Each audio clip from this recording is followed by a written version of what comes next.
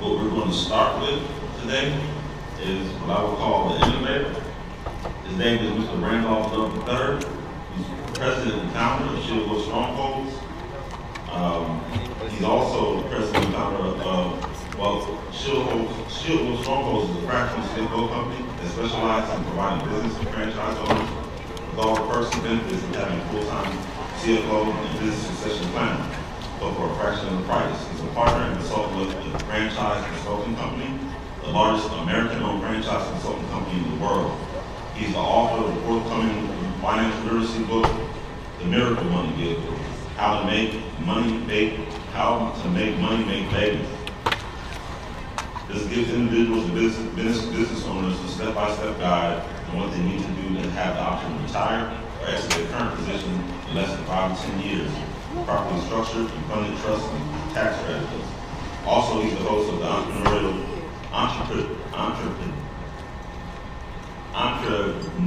podcast, the place to hear real entrepreneurs and business owners bear it all. Ranked in the top 10% of podcasts for business owners and entrepreneurs by listeners.com. Join me all and give him a warm welcome to Mr. Randolph III.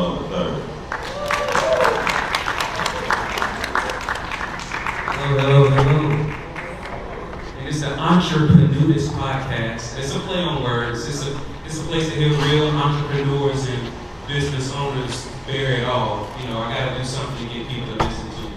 And just so you know, on my way here, I was trying to think of what's a clever way for me to garner instant rapport with my audience, and thereby making it more likely that you listen to me and maybe even do business with me in the future. And I thought maybe I'd try this. T-U? That worked better than I thought it would. But just so you know, my name is Randolph Love, like you said. Thank you so much. Tuskegee University is definitely historically a very sound and very known name throughout the United States, throughout the world actually. And Booker T. Washington, the 28th annual Booker T. Washington Economic Development Summit, I definitely appreciate you for being here. All right, I truly believe that all truths are parallel. Has anybody ever heard that before? What that means is what's usually workable in one facet of life is workable in another facet of life, right? What works there works here. Before you eat something, you should know where it comes from, right? Before you drink something, you should know where it comes from. The same goes before you put something in your mind, you should know where you come from. Just so you know that I am a registered, I do pre-licensing and continuing education for companies. I've been doing it, I did it for maybe 1,000 adult students over the past 2 years, and I can barely see out of this show. But just so you know, these are the goggles that I'm going to show you, all right?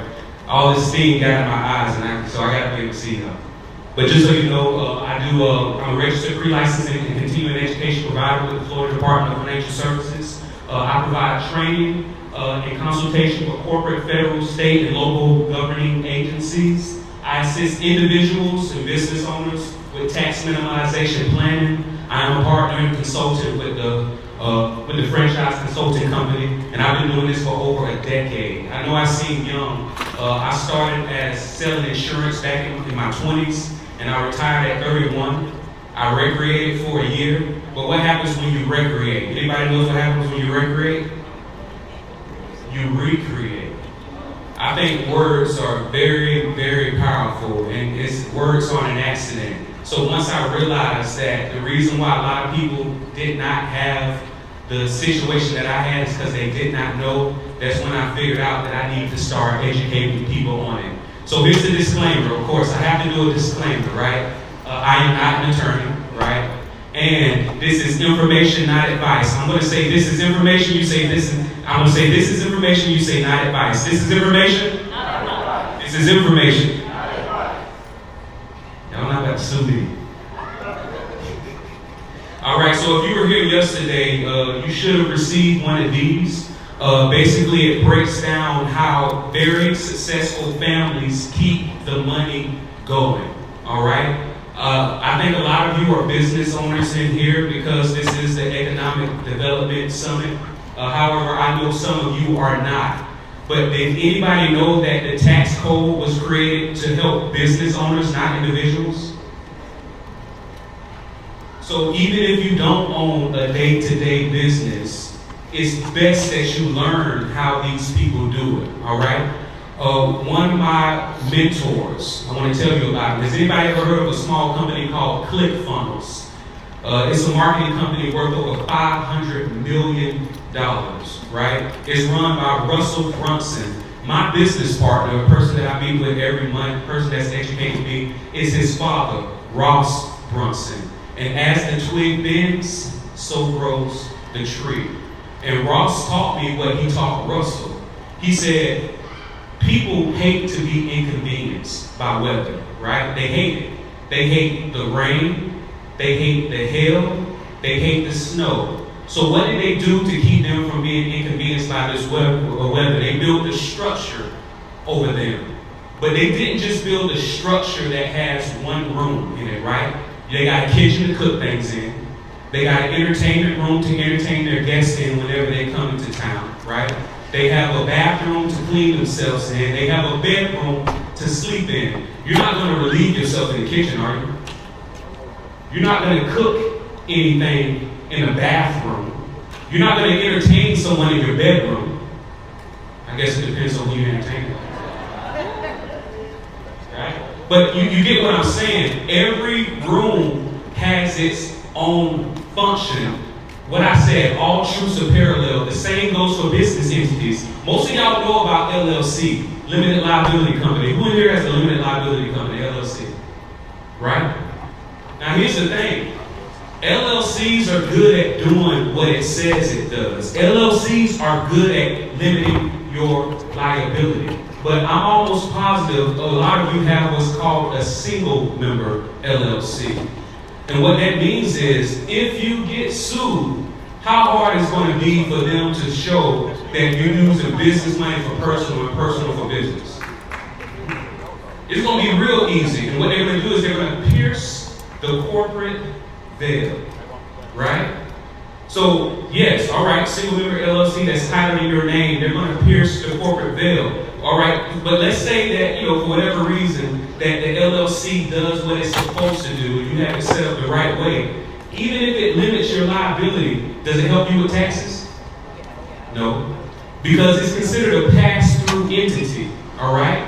So all this money is coming in. You earn $500,000, and then they're going to tax you twice. They're going to tax you income tax, and they're going to tax you self-employment tax. Self-employment tax is 15.3% of all of your earnings. So some people, y'all might be very familiar with taxes, and you're going to say, well, they're only going to tax you that extra 15.3% up to approximately $160,000. That used to be true. Now what they do is, after you reach that threshold, they still keep taxing you 2.9%.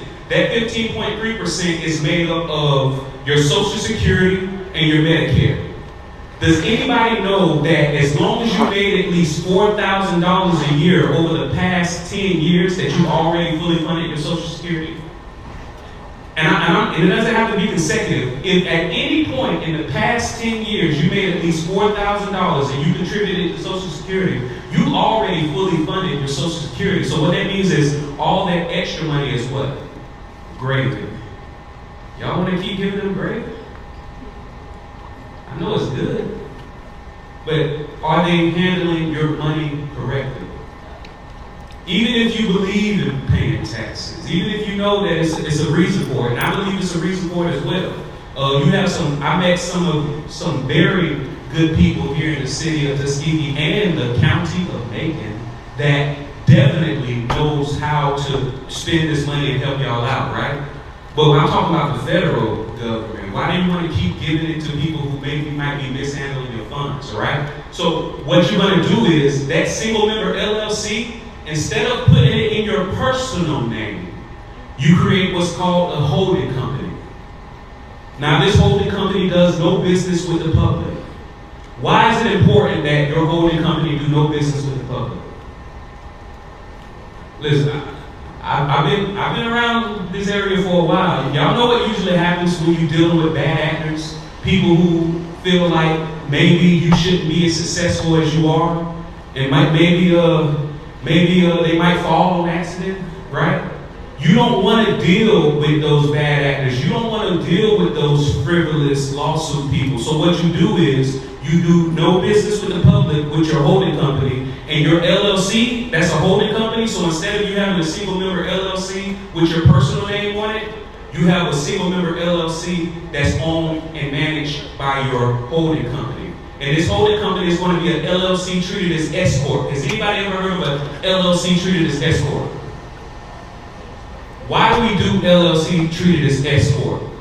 When you do LLC treated as S Corp, and first, because I don't really just like just doing S Corp, right? Because now you got to do all these regulations, you got to have all these meetings, you got to get this board. I want the simplicity of the LLC, but I want that tax treatment of an S Corp. And LLC treated as S Corp allows you to separate your active income from your passive income.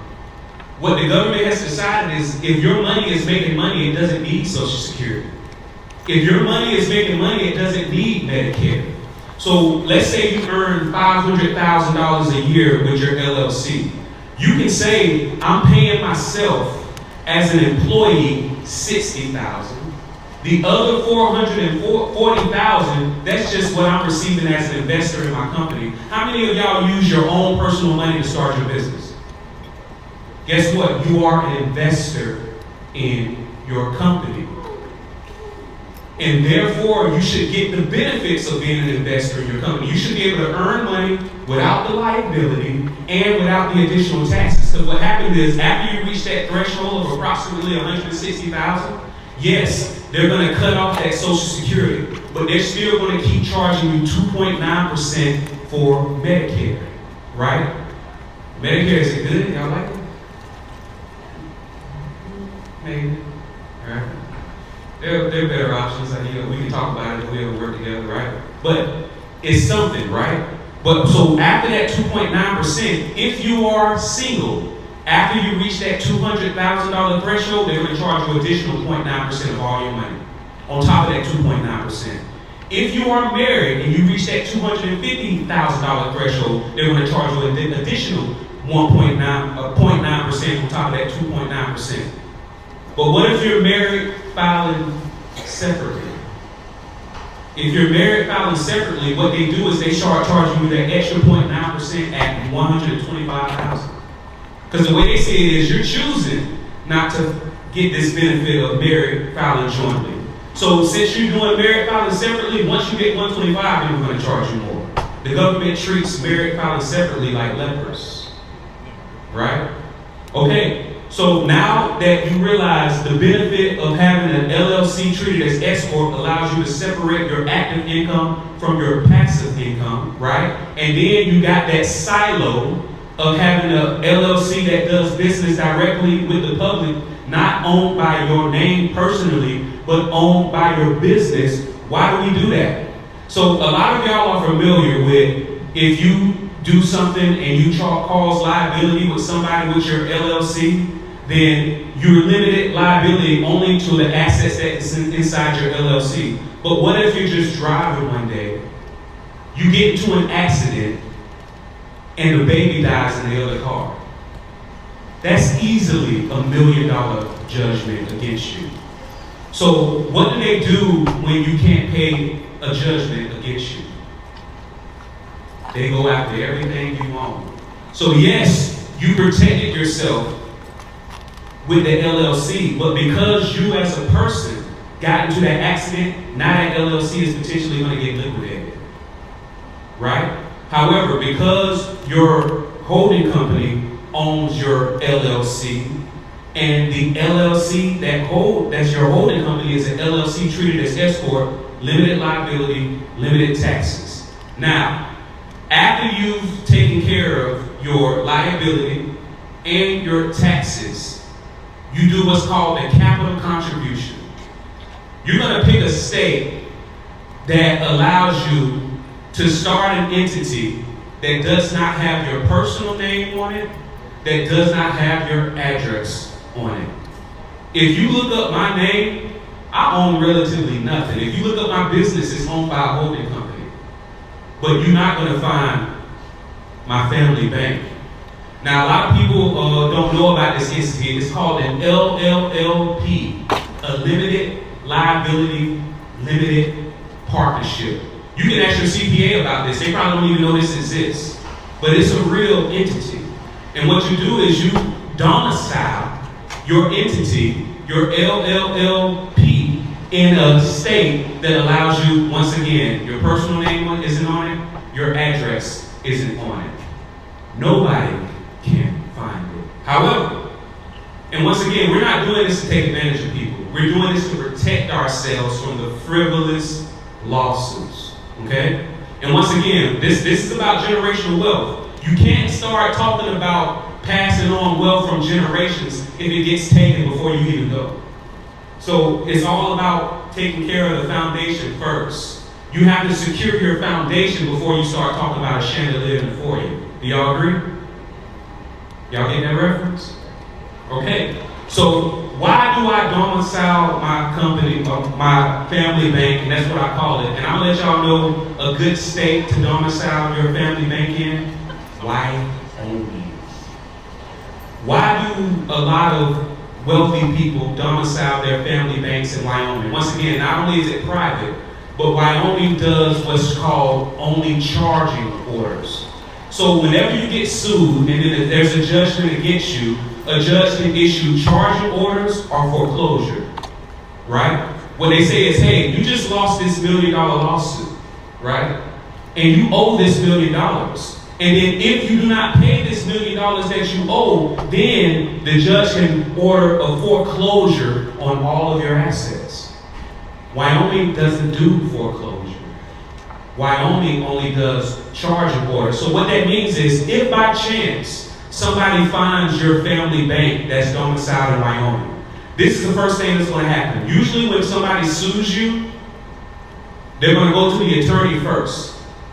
The attorney is going to look you up, and then when they see you have deep pockets, what they do is they take the case on contingency. Does anybody know what contingency means? It means the attorney is going to work for free in hopes that they're going to win a big judgment, and then they're going to take their percentage on the back end. When they find your family bank, your LLLP domiciled in Wyoming, guess what they're going to do? They're going to go to that person that's trying to sue you and say, hey, we can still go through with the lawsuit, but I can't work on contingency right now. I have to charge a retainer. Why do y'all think that attorney is now charging a retainer? They trying to get what they can get, because they know that it's very likely that they're not going to succeed in getting this money from you based off how the entity that you have set up and where you have it domiciled. So 90% of all people who are trying to sue you frivolously, they're going to leave once they realize that they can't hire an attorney for free. So you say that. But let's say that they do proceed, right? And they do pay this attorney this retainer. And they are successful in suing you, and you get $1 million judgment. Guess what happens? You get what they call a second bite at the apple. Because what happens is, when this attorney, when they win, they say, hey, I lost the lawsuit. You got me, right? Yes, you have $1 million lawsuit, but as you can see, my company is domiciled in Wyoming. And as you know, the judge is only able to issue charging orders. And as you know, because of that, I only have to pay you if I make a distribution from my company. But I can borrow from my company indefinitely and never have to pay you a dime. That said, why don't we go ahead and renegotiate? Yes, you won that $1 million lawsuit, but if you send me a release, we can settle out. We can settle this right now for $100,000. And guess what that attorney is going to do most likely? They're going to take it, because a percentage of something is better than 100% of nothing, right? So you have an LLC to protect you against liability. Your LLC is what does business with the public. Your LLC is a single member LLC, but instead of it being your personal name, it's going to be an LLC treated as S corp. It's an LLC treated as S corp because it allows you to separate your active income from your passive income. Then you're going to make a capital contribution after you pay all of your tax obligations to your family bank, your LLLP that's domiciled in Wyoming. And one of the benefits of the LLLP is it allows you to separate your limited partners from your general partners. Anybody familiar with the difference between limited and general partners? Guess what? The general partner makes all the decisions, but they take on all of the liability, right? If you look at this, and you probably can't see it, I'm going to give you the opportunity to get this document if you can't see it. But guess who is the 99% limited partner, limited owner of your LLLP? Your LLC treated as S corp. Guess who's the 1% general partner? Keep guessing. You'll never know because my general partner is on my private operating agreements. But in all my private operating agreements, my family trust is the general partner. Once again, nobody knows where my trust is. Nobody knows where the name of my trust. Nobody should ever know what the name of your trust is unless they absolutely have to. And even when the trust is created for you, and you have to open up an account or do some business with your trust, you have what's called a certificate of trust that allows you to move around without them seeing all the things that's inside of your trust. But guess what? Not only does my LLLP, my family bank, own all of my passive income producing properties, my land, right? My properties, all of my passive income producing, but guess what? It also owns my bank accounts. It owns my brokerage accounts. It owns my gold. It owns all of my cash value life insurance. Why am I doing that? Because guess what? If I'm ever in a supplemental proceeding and they're asking me, Mr. Love, do you have any bank accounts? No. Mr. Love, do you own any land? No. Mr. Love, do you own any gold? Do you own any silver? No. Why? Because it's another entity that owns it, not me, right? And once again, inside of your private operating agreement, who owns not your active income producing business and your passive income producing? Your trust. So not only did you protect yourself against taxes, not only did you protect yourself against liability, but because you have these operating agreements that control both sides of your life, you just did estate planning. Because what precedes you after death? Businesses. And now you don't have to deal with attorneys. You don't have to deal with courts. You don't have to deal with probate because you already set it up while you were alive. Not only did you help yourself, but then you help your family for when you're gone. Right? And then in that trust, of course, you can determine who gets what and how and all that good stuff. Right? Now, that's just the first part. If you want a copy of this, just text Legacy 24 to 904-822-4262. Text Legacy 24 to 904-822-4262. No spaces, no dashes, and I'll send you a copy of that document, okay? So, once again, say go back? All right, go back. Legacy 24, no spaces, no dashes, to 904-822-4262. All right? Oh, yes, sir. Do you think? Now, once again, like I said, you can't talk about generational wealth if you die broke. Does this look familiar to anybody? Here's a trivia question. You got two couples. Both have $500,000 in investment. Both are withdrawing 5% every year.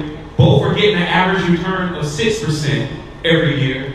Each has an inflation adjustment of 3% each year, but at the age of 78, one married couple has negative $12,143, and the other married couple has a positive $1,132,964. Does anybody know how that's possible?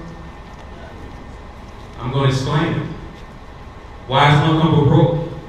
Why does one have double their investment? And I'm going to tell y'all, who's the worst business partner? What if I told you this? I heard you. You may got a lot of, man, you've been through it, right? You probably hired and fired how many family members? You don't want to talk about it. Who's the worst business partner? What if I told you, Mr. Mayor, let's go into business together, but I want you to build all the relationships.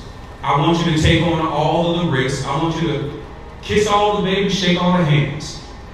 And when it's all said and done, I won't have. You don't know about that. That's a very political answer. He didn't give help. Yes, no. He said, I don't know about it. Right? How about this? What if I say, not only do I want half, I want the right to change my mind with how much you owe me at any time.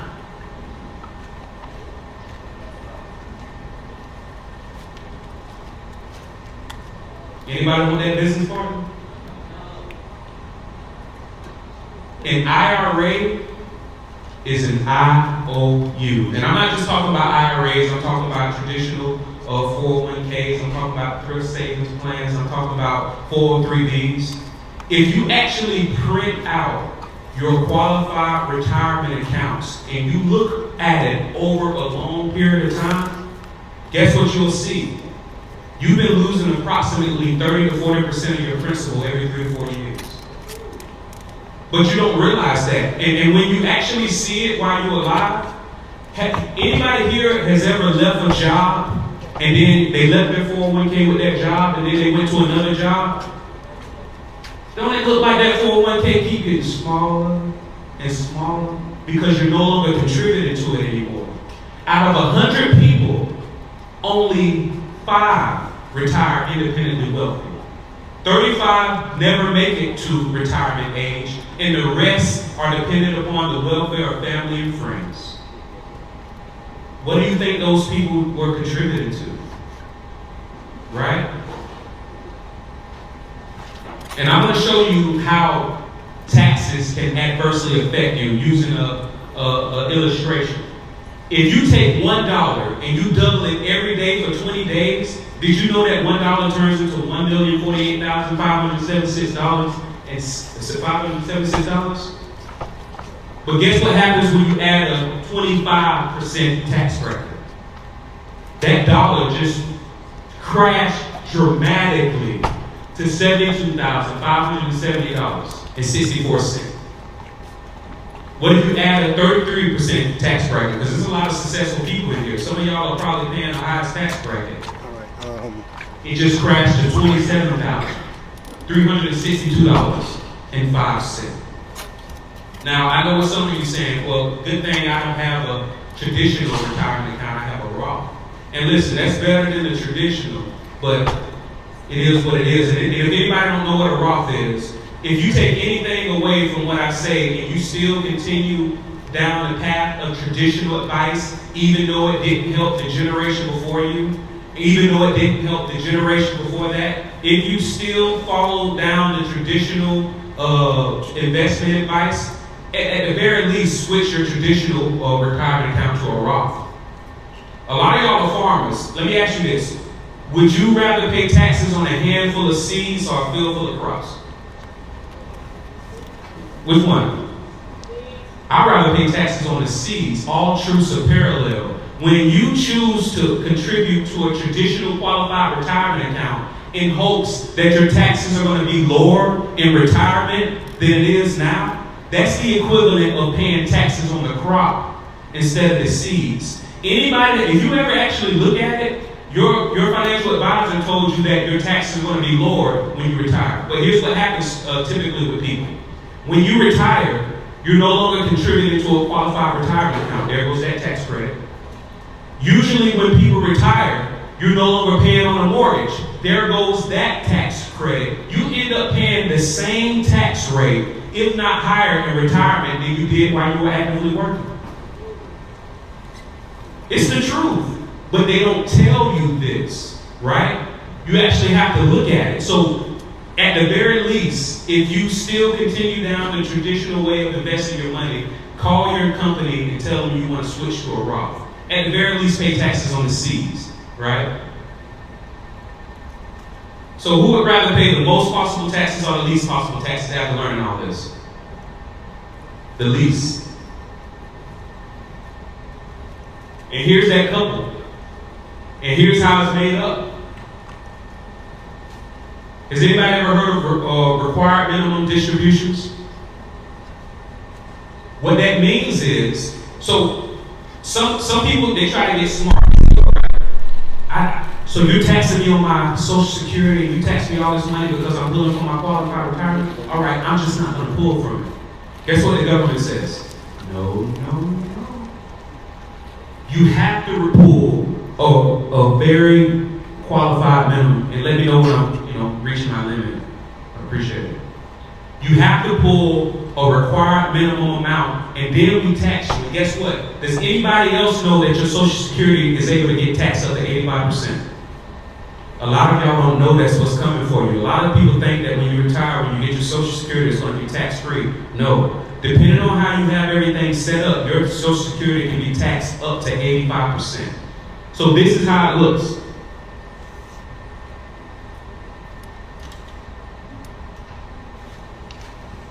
You have a choice right now. And I'm going to tell you the advice that a lot of the wealthy people that I work with, myself included, and my mentors that taught me, is you have to figure out how to make the money that you are getting in retirement not be considered income. Got 5 minutes. And I don't know, it couldn't have worked out any perfect, y'all. I really want to go into detail about how we do this, right? But I'm going to ask you one more question. Do you think taxes are going to be lower or higher in the future? Everything that goes up must come down, except taxes.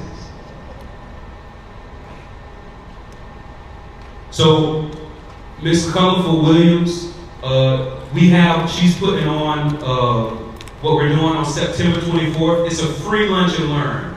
It's a free lunch and learn at the CDC Art Consortium. I'm going to go in detail how we're able to convert your income to where it's not considered income, to where you're not like that couple that ends up in debt at a certain age, to where you have tax-free income and you're receiving your Social Security 100% tax-free. But I don't want to, monopolize and take up the time. If y'all want to be a part of that, she does have a doc paper that you can sign up. Once again, it's free. And all you have to do is scan and sign up, and I will be going into a lot of detail of how we do that and how we structure it, but not just you as an individual, for your family, and how you can protect yourself, and not just build wealth for you while you're alive, but generational wealth for the family itself. Does anybody have any questions? And I know y'all got some questions, like I don't want to take up too much time. I only had 30 minutes, and I apologize I spent so much time on that first document. Anybody have any questions? Colorful Williams, the very well-dressed, distinguished women over there. Any questions, anybody?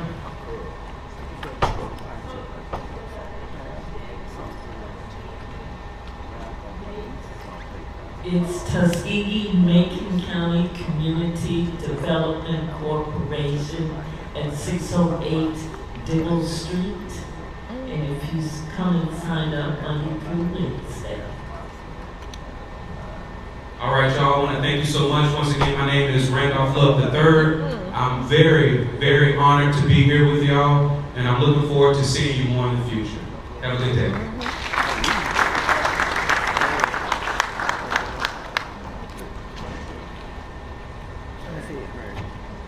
All right, can we give Randolph another round of applause? Well, we're going to change modes here.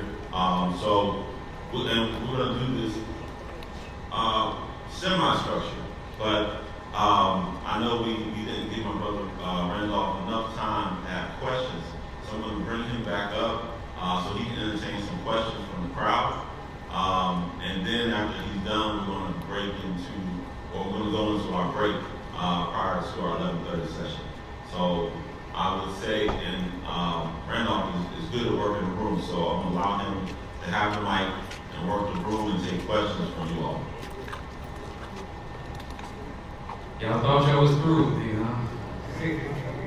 And just to, before we start the questions, just to touch on what they were talking about, I work with a lot of people. The wealthiest clients that I work with consistently are the blue collar clients.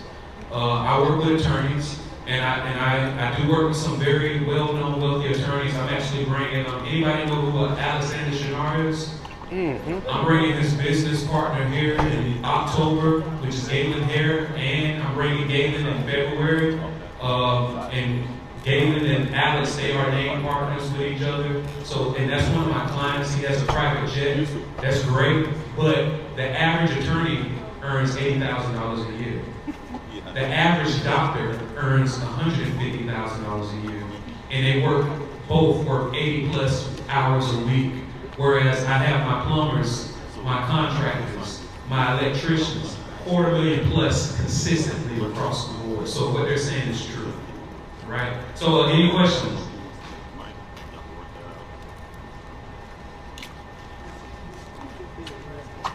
Question. So when you're talking about how hard is it to switch from a person's current operating system to the one that you were suggesting? Do you mean literally or emotionally? Literally is very easily. Emotionally is hard because you've been trained for so long that this is what you're supposed to do, and you think you're doing the right thing. Literally is very easy. You just have to rip the Band-Aid off.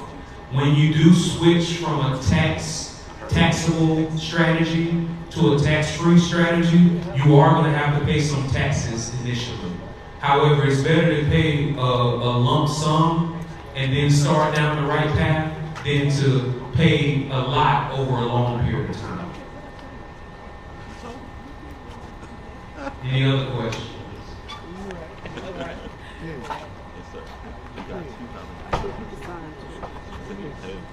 And speaking of generational wealth, I like to see it in the dumbed down version for families. How can we speak to our families about generational wealth and beginning generational wealth? And what does it take for a young mother or a young father with 3 children, minimum job? How do they begin to build their generational wealth? And they were left with nothing. So, the way you do it is you start treating your family like a business. It is what it is. When you look at a successful business or a successful city or a successful country, what they have, core values. They have a family, they have a flag, they have a crest that represents them. You treat your family like a business. One thing that families can do immediately, and a lot of times people need to be incentivized. Did y'all know that if you go on a vacation right now with your families, whether you are in business together or not, if y'all go on a vacation and for 90 minutes a day, y'all talk about business. What that means is on your calendars, not on all of your calendars, you can go to the Bahamas, you can go to Hawaii, you can go to Europe. If you talk about business for 90 minutes a day, the entire family can write it off.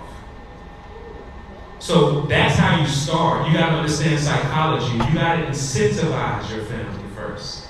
Hey y'all, let's go on this good trip. And then, invite somebody like me to just pop up.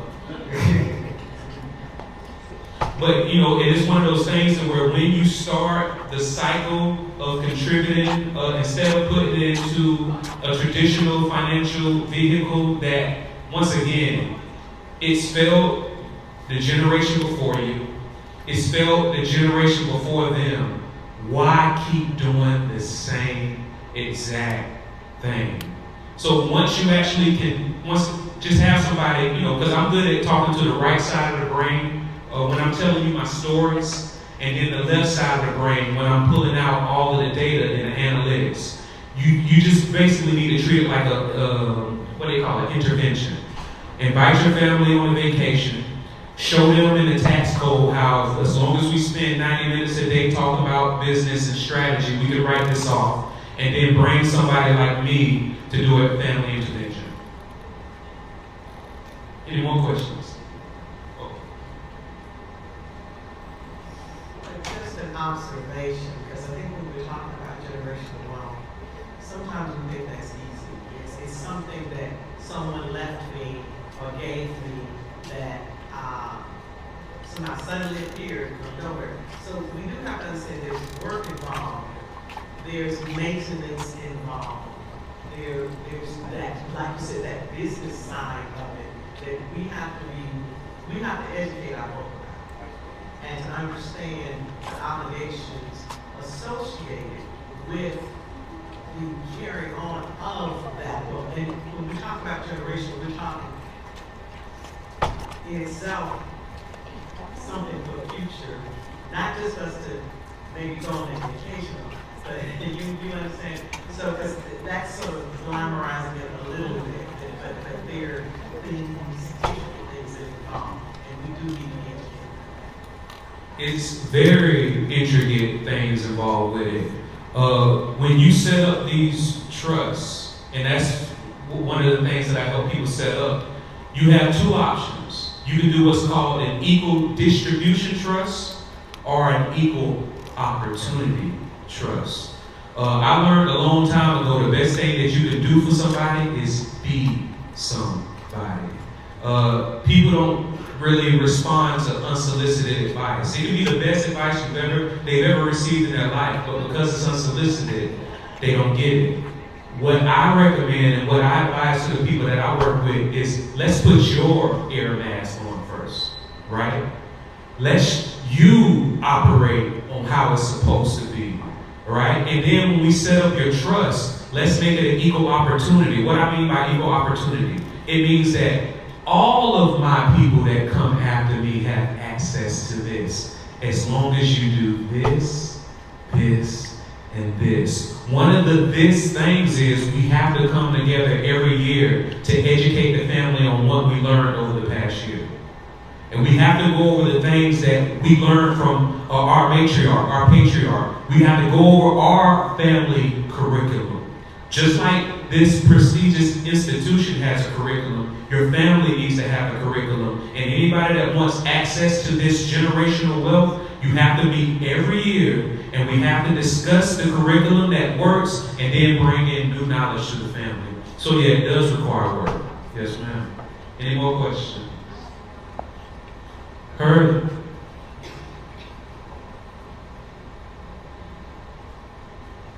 Good morning.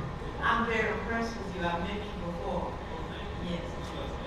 But this financial strategies with your family, the trust and all of that, are you going to address something similar to that on September the 24th? Because I have some family members I would like to invite, and to break it down, you're breaking it down, but they would understand. I can't explain it to them like that. And maybe together with all of us, we could develop a family way of making big money throughout the structure.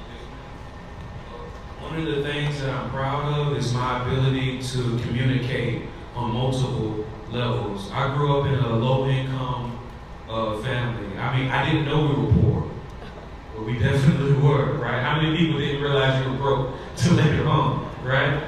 All I knew is don't touch the AC. I didn't know why. But if that AC bill was just $50 more that month, it destroyed everything, right? But yeah, to your point, we break it down. We're doing it as a series because just like here, it's hard to put in so much information into a short time. So this will be the first of multiple meetings that we're going to be doing. And yes, please invite your family, and I will explain to them. Once again, for the right side of the brain, I got plenty of stories, and then the left side of the brain, I have plenty of data and analytics to back up what I'm saying. Thank you. And over here.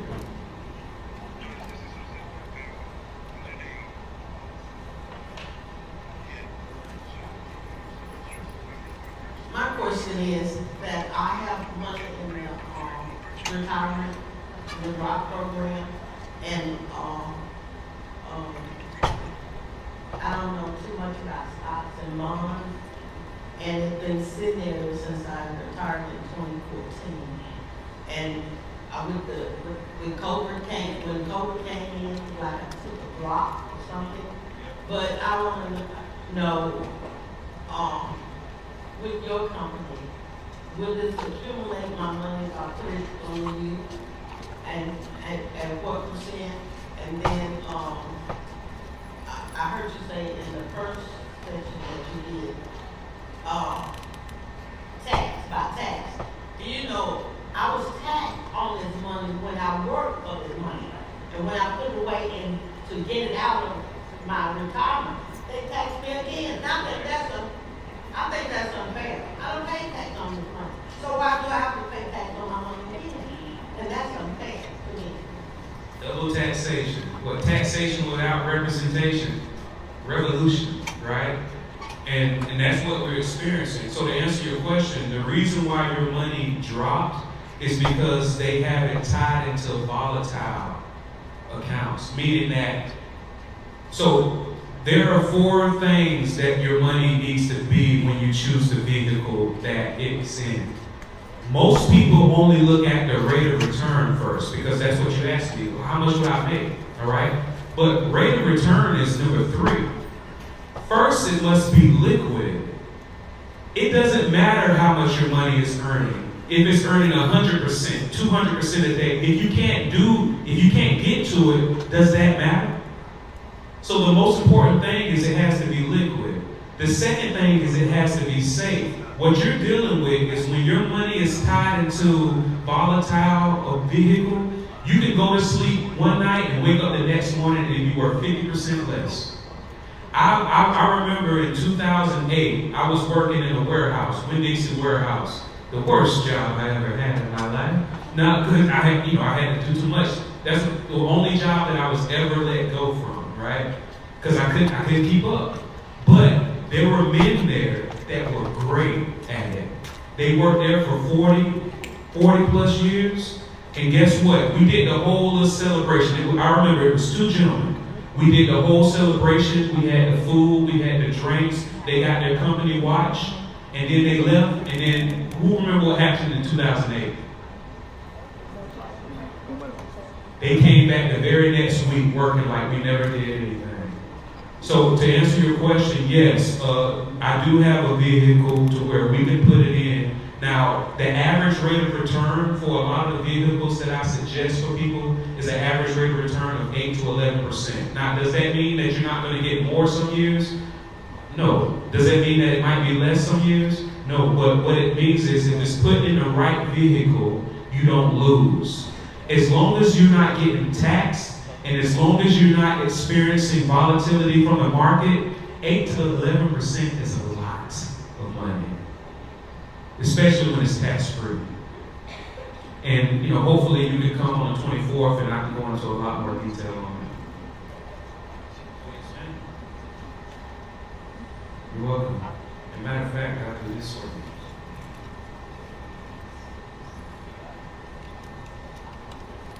And if anybody wants a copy, one of these booklets, let me know.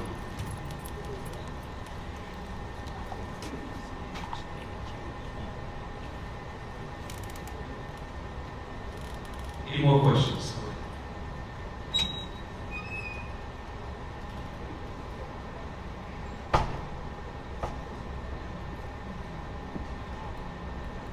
Any question? Or booklet? Oh, dang, I set it up. Man, you're so helpful, man. Thank you. Any other questions? And he's question. You got a question? Question. If you got a question, raise both hands.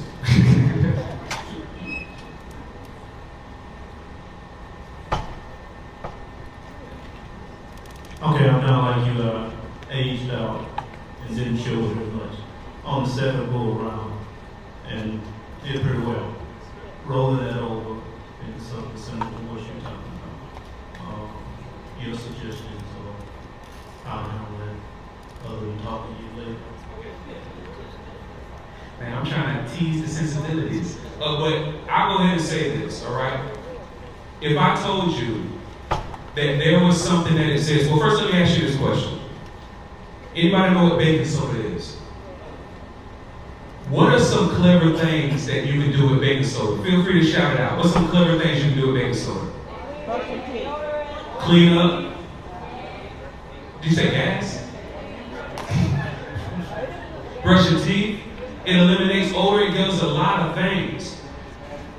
Put it on your battery, clean it up. I've asked so many people in so many locations what they can do with baking soda, and they never say what you can actually do, what it was made for. Baking. Don't think about what it is, think about what it does. If I told you there's something that was liquid that you can get to within 1 to 3 days, if I told you there was something that was safe, you could go to sleep and not wake up and you lost 30% of your principal. If I told you it was something that was very great, predictable, tax-free rate of returns on average at 8 to 11%, and that it was tax-free, what would you call that? A miracle. It's life insurance, y'all. Now, here's the thing. I know some of you probably have a policy that was set up by somebody and they told you, hey, if you use life insurance, you can do this, that, and the third. But let me tell you this. Has anybody ever seen a Chrysler 300? I remember when I saw my first Chrysler 300, I was a kid, right? And me and my friends, like I told you, we grew up in a poor neighborhood.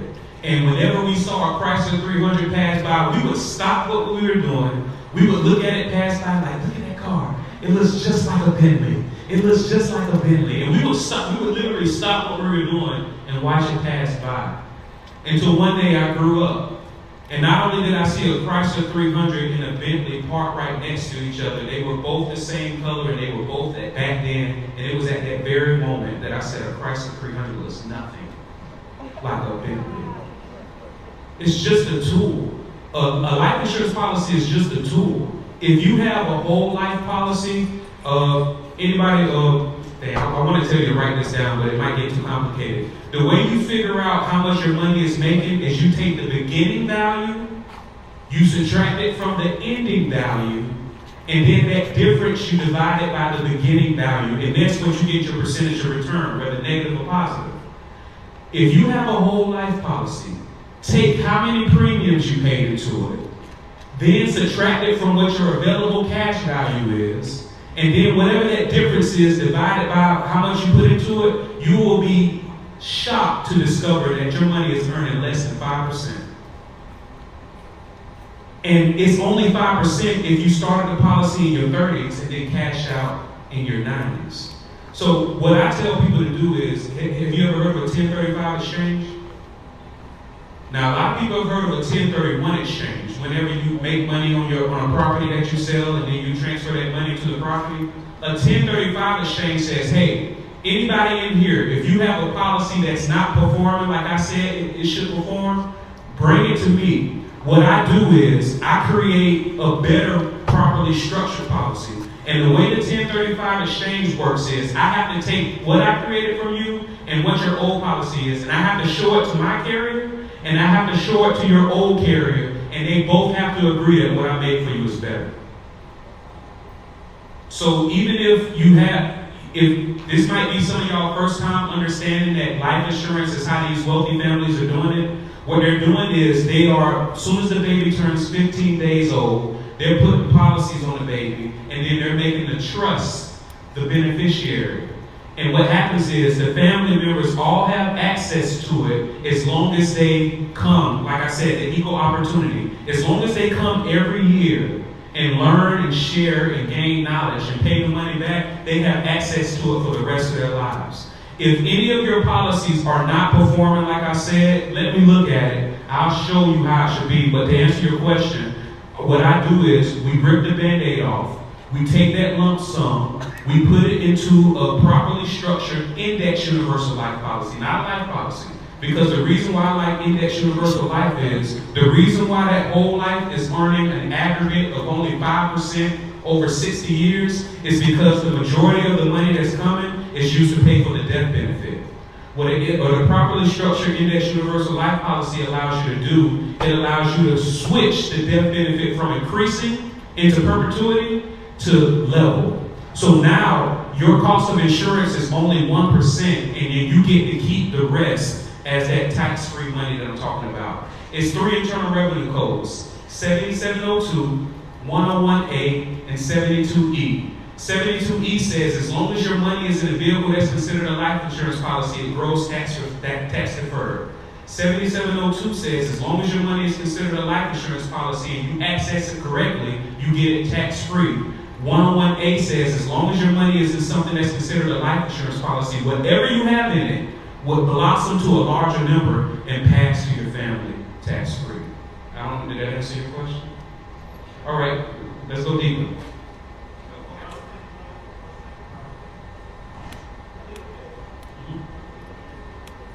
The next generation. Oh yeah, then that last part, 101A. Because if you pass it on to them now, it's going to get taxed, right? Right? And what if you have them listed as beneficiaries? Whenever you have somebody listed as a direct beneficiary instead of having a trust as an intermediary, they can't stop the money. Does anybody know what that means? What if your family member, when you die, is going through bankruptcy, going through a divorce, or in a lawsuit? If they can't stop the money, as soon as they get that lump sum, that's automatically considered their money, and now that's a part of that lawsuit. So to answer your question, you look at Internal Revenue Code 101A. It allows you to go ahead and take care of the taxes on the seed today. Just like we were talking about, pay taxes on the seed instead of the crop. It allows everything to grow tax-free because, now you get to utilize money while you're alive instead of just waiting to die and leave your next generation a big lump sum. Now y'all get to take grand vacations. Now y'all get to do a bunch of stuff. Now you get to help them with their house. And it doesn't adversely affect you because the money is still there. You're borrowing against it, right? And then when it passes to the next generation, whatever you have left in there, it has to. It's called Tamra, Tefra, and Defra. Y'all say this: Tamra, Tefra, and Defra. Tamra, Tefra, and Defra. And I know what you're thinking. And no, that's not the names of the co-stars of the beloved 90s sitcom Alicia. Tamra, Tefra, and Defra was created when, in 1980, E.F. Hutton was the first person to bring this to the masses. The wealthy families had already been utilizing life insurance since the 1800s for their families. But in 1980, E.F. Hutton, a brokerage company, was the first company to bring it to the masses. When they brought it to the masses, there was a run on the banks. People were pulling out millions of dollars from their bank accounts and putting that big lump sum into life insurance policies. And that was causing a struggle with the financial institutions. And guess what? The IRS sued E.F. Hutton, and the IRS lost. And whenever the government loses, what they do? They change the rules. So what it is in order for them to keep it as being considered life insurance, by law, whatever you have left when you die, the life insurance company has to give them more in order for it to be considered life insurance. Because life insurance is meant to help your family replace the income that you were bringing in. So in my opinion, if that's something that you're looking to do, how to pass it to them, I would put it in a life policy. I would make a trust the beneficiary, and then I would have the money passed through them that way. And that way, because what you'll have is what's called a spendthrift clause. What a spendthrift clause means is, in this policy, even if they have bad debt, even if your beneficiaries are experiencing creditors, bad debt, and all that, they can't touch it. As long as the money is in a trust, they can access it however they please. Or you can set up in a trust where they can only get up to a certain amount. We call that the dead hand. It's a very morbid term, but it means you still get to control your family from the grave. Any other questions? Thank you for that question. Not a question, but I'm going to jump in here so we can get the break.